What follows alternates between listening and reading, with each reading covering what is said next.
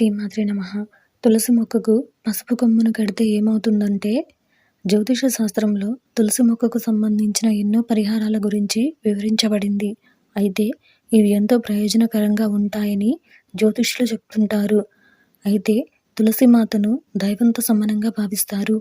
అలాగే తులసి మొక్కను ఎంతో పవిత్రంగా కొలుస్తారు. అందుకే ప్రతి శుక్రవారం లేదా ప్రతిరోజు తులసి మొక్కకు పూజలు కూడా చేస్తూ ఉంటారు. అయితే పసుపు లేదా పసుపు కొమ్మకు కూడా జ్యోతిష శాస్త్రంలో ముఖ్యమైన స్థానం ఇవ్వడం జరిగింది. ఎందుకంటే పసుపు కొమ్ము ఎన్నో సమస్యలను అలాగే లోపాలని తొలగిస్తుందని నమ్ముతారు. అలాంటప్పుడు తులసి మొక్కకు పసుపు కొమ్ములు కట్టడం వలన ఏమవుతుందో మనం ఇప్పుడు తెలుసుకుందాం. మీరు ఇలాగే మరిన్ని మంచి విషయాలు తెలుసుకోవాలి అనుకుంటే మన ఛానల్ని సబ్స్క్రైబ్ చేసుకోండి. అలాగే ఈ వీడియోని ఒక లైక్ చేయండి. మీ ఫ్రెండ్స్ అండ్ ఫ్యామిలీ మెంబర్స్కి షేర్ చేయండి. ఇంకా విషయంలోకి వెళ్తే, తులసి మొక్కను లక్ష్మీదేవి రూపంగా భావిస్తారు.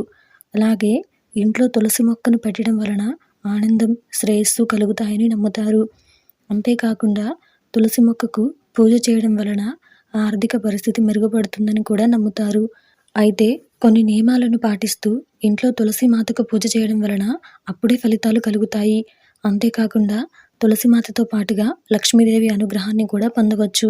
అయితే ఏ పూజకైనా స్వచ్ఛత, పరిశుభ్రత చాలా అవసరం ఉంటుంది.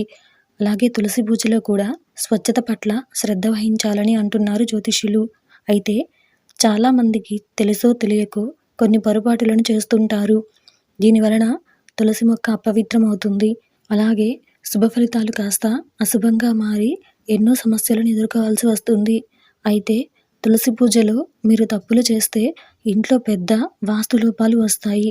అందుకే తులసి మొక్క స్వచ్ఛతను తిరిగి పొందడానికి పసుపు నివారణ అని అంటున్నారు జ్యోతిష్యులు.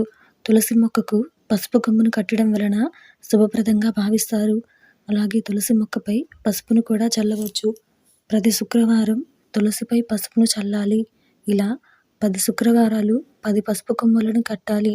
ఆ తర్వాత 11వ శుక్రవారం మిగిలిన 10 పసుపు కొమ్ములను నీటిలో ఉంచాలి. ఇది తులసి మొక్కను శుద్ధి చేస్తుంది.